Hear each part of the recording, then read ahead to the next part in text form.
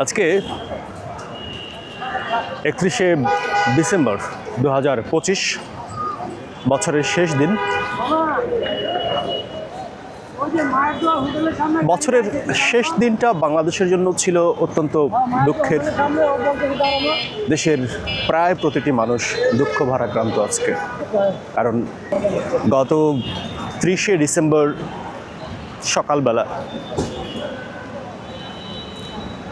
স্বাধীন বাংলাদেশের প্রথম নারী প্রধানমন্ত্রী এবং মুসলিম বিশ্বের দ্বিতীয় নারী প্রধানমন্ত্রী, যিনি বাংলাদেশের 3বারের প্রধানমন্ত্রী বেগম খালেদা জিয়া, তিনি 80 বছর বয়সে 30শে ডিসেম্বর ভোরবেলা তিনি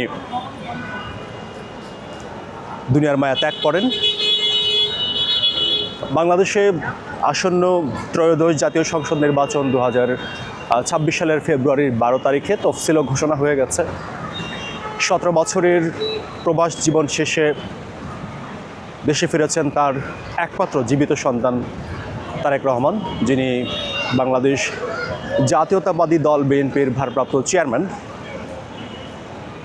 এই দিনটি আসলে বাংলাদেশের জন্য অপূরণীয় ক্ষতির একটি দিন, কারণ স্বাধীনতার পরে বাংলাদেশে যতগুলো দুর্যোগ এসছে সবগুলোর মধ্যে অন্যতম উল্লেখযোগ্য হচ্ছে স্বৈরাচার এরশাদের 9 বছরের দুঃশাসন।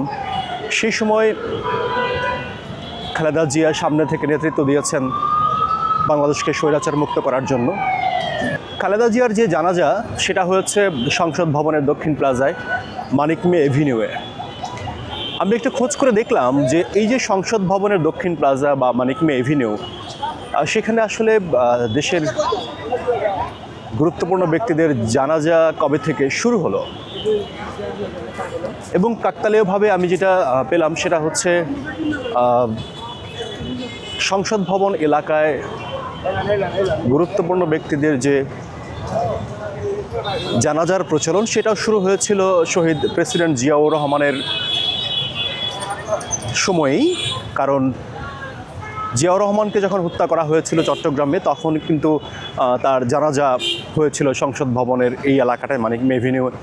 তারপর তার পাশেই বর্তমানে যেটা জিয়া উদ্যান, সেখানেই তাকে সমাহিত করা হয়। এরপরে বাংলাদেশে স্বীকৃত প্রধানমন্ত্রী, নির্বাচিত প্রধানমন্ত্রীর মধ্যে প্রথমবার কোনো প্রধানমন্ত্রী জানাজা নামাজ হলো, সেটাও জিয়াউর রহমানের স্ত্রী সাবেক প্রধানমন্ত্রী বেগম খালেদা জিয়ার। এর মাঝখানে অনেক সরকার প্রধান, রাষ্ট্রপ্রধান কিন্তু বাংলাদেশে এসেছেন। কিন্তু আপনি জানেন যে বাংলাদেশের প্রথম যে রাষ্ট্রপতি, বাংলাদেশের প্রথম প্রধানমন্ত্রী তাজউদ্দিন আহমেদ, তার জানাজা নামাজও ঢাকায় হয়েছিল, সেটা বনানীতে যতটুকু তথ্য পাওয়া গেছে। কারণ 1975 সালের 3রা নভেম্বর জেলখানায় জাতীয় নেতাকে হত্যা করা হয়। এরপরে সাবেক রাষ্ট্রপতি হোসেন মোহাম্মদ এরশাদের নামাজের জানাজাও কিন্তু এই জাতীয় সংসদ ভবনের দক্ষিণ প্লাজায় অনুষ্ঠিত হয়।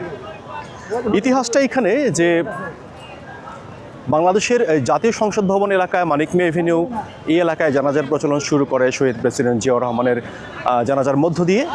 তিনি ছিলেন বাংলাদেশের রাষ্ট্রপতি।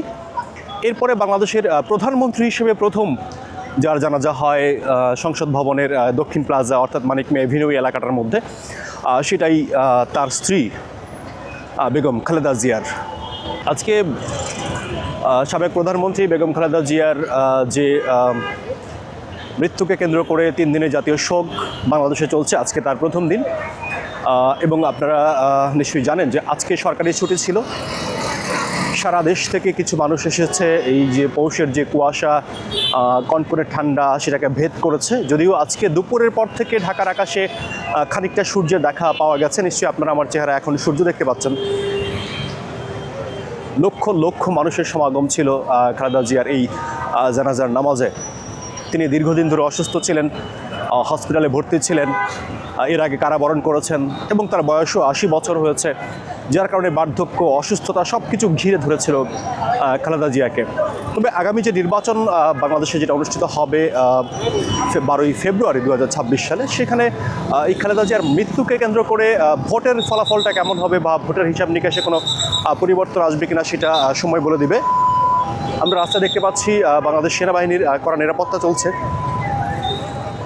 কারণ লক্ষ লক্ষ মানুষ কিন্তু এই জানাজায় নামাজে অংশগ্রহণ করেছিল, যার কারণে কিন্তু রাস্তায় কিছুটা যানজট লেগে গেছে। এবং সেনাবাহিনীকে আমি খুব স্ট্রংলি দেখছি যে তারা এই মানুষের পথচারীদের দুর্ভোগ কমানোর জন্য মাঠে নেমে পড়েছে। এই মুহূর্তে তারা কাজ করছে এখানে। যেমনটা বলছিলাম যে ভোটের হিসাবটা কী হবে না হবে সেটা আসলে সময় বলে দেবে। তবে কতটা পরিবর্তন আসতে পারে না পারে সেটাও একটা সময় সাপেক্ষ ব্যাপার। তবে যদিও খালেদা জিয়ার যে উত্তরসূরি বিএনপির ভারপ্রাপ্ত চেয়ারম্যান জনাব তারেক রহমান দলের দায়িত্ব তিনি বুঝে নিয়েছেন এবং দলকে সামনে থেকে নেতৃত্ব দিচ্ছেন। তবে আজকে মুগ্ধ করার বিষয় ছিল কি জানেন, তারেক রহমান তার মায়ের জানাজার ঠিক আগ মুহূর্তে লাশের সামনে দাঁড়িয়ে যে বক্তৃতা তিনি দিচ্ছিলেন পরিবারের পক্ষ থেকে, আমরা গ্রামে সাধারণত যেটা দেখি যে অরাজনৈতিক কথাবার্তা থাকে, সন্তান হিসেবে পরিবারের মানুষ হিসেবে যে কথাগুলো বলে থাকেন, তারেক রহমান এক্স্যাক্টলি সেই কথাগুলি বলেছেন। তারেক রহমান একটাও রাজনৈতিক শব্দ কিন্তু ব্যবহার করেননি, যেটা আসলে মানুষের হৃদয়কে ছুঁয়ে গিয়েছে। তিনি বলেছেন যে আমার মায়ের জীবদ্দশায় যদি আপনাদের কারোর সঙ্গে আর্থিক কোনো লেনদেন থেকে থাকে, সেই ক্ষেত্রে আপনারা আমার সঙ্গে যোগাযোগ করবেন, আমি আমার মায়ের দেনা পাওনা থাকলে সেটাকে শোধ করে দিব। দ্বিতীয় লাইন তারেক রহমান যেটা বলেছেন, তিনি বলেছেন যে আমার মায়ের আচরণে কথাবার্তায় যদি কারো মনে আঘাত লেগে থাকে তাহলে সন্তান হিসেবে আমি ক্ষমা চেয়ে নিচ্ছি, তার পক্ষ থেকে আপনারা আমাকে ক্ষমা করে দিবেন। এর বাইরে তিনি একটা শব্দ কিন্তু উচ্চারণ করেননি, এর বাইরে তিনি একটা কথাও বলেননি। তিনি ভোট চাননি, তিনি দলের জয়গান করেননি, তার মায়ের যে রাজনৈতিক পরিক্রমা, দীর্ঘ অর্জন, সাফল্য, ব্যর্থতা, এগুলো নিয়ে তিনি একটা কথাও বলেননি। তিনি সন্তান হিসেবে, লিডার হিসেবে নয়, তারেক রহমান নিজেকে আজকে যেভাবে রিপ্রেজেন্ট করেছেন এটা আসলেই মানে সচরাচর দেখতে পাওয়া যায় না এমনটা। এটা মানুষকে মুগ্ধ করেছে এবং তারেক রহমানের জন্য শুভকামনা থাকতে পারে। একজন সন্তান তার মায়ের মৃত্যুতে যেটুকু কথা বলার, ঠিক ততটুকু কথাই তারেক রহমান বলেছেন, এর বাইরে তিনি একটা শব্দও কিন্তু উচ্চারণ করেননি। বাংলাদেশে আমরা যেমনটা দেখি যে রাজনৈতিক নেতৃবৃন্দ যখন হাতে মাইক পেয়ে যায় তখন কিন্তু তারা অমাইক হয়ে যায়, কিন্তু আমরা তারেক রহমানের ক্ষেত্রে কিন্তু এমনটা দেখতে পাইনি।